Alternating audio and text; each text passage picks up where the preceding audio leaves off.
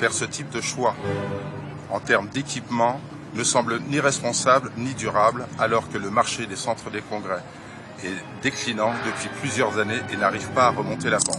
On a déjà un centre des congrès à l'Impérial qui, lui, est déjà déficitaire. Comment expliquer qu'on va grandir encore le projet, grossir le projet, alors qu'on a déjà un projet déficitaire ?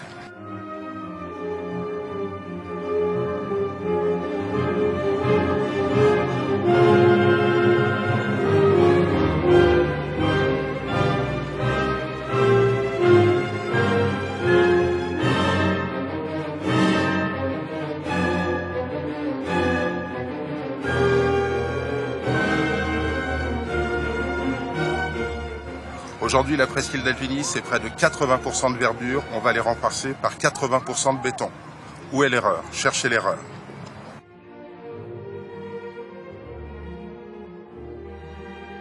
La loi littorale, elle a des défauts.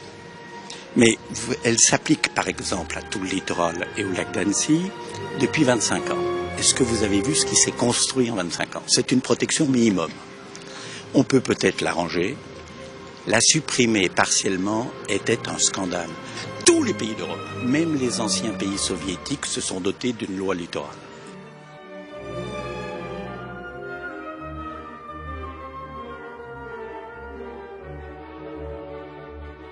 Sur la presqu'île, il a toujours été dit, et c'était une espèce de consensus politique, dire on va y faire un grand parc autour de l'Impérial pour le rendre accessible à tous les habitants de l'agglomération. Ce projet va à l'encontre totalement de ces promesses qui ont été faites depuis des générations, réitérées par les maires les uns après les autres.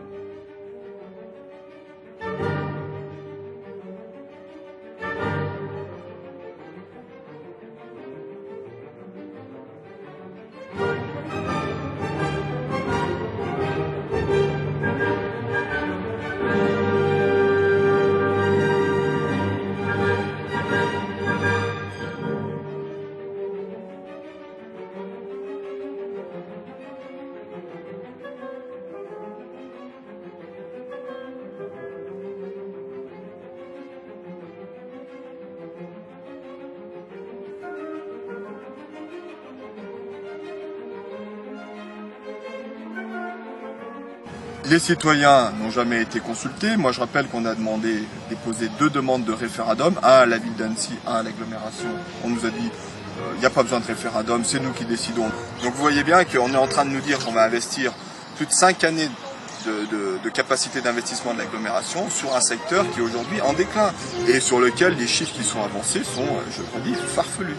Et surtout, quelle va être la complémentarité entre le potentiel nouveau centre et l'actuel?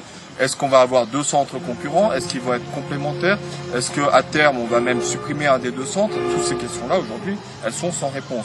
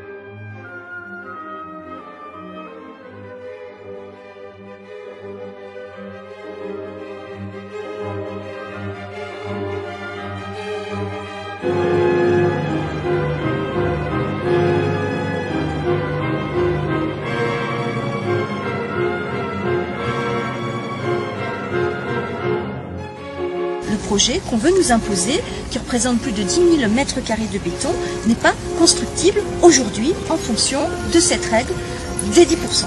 Nous ferons un recours contre la DUP si elle est autorisée par le préfet. Nous avons déjà obtenu gain de cause en première instance par le tribunal administratif qui a annulé partiellement le PLU d'Annecy-le-Vieux pour non-respect de la loi littorale.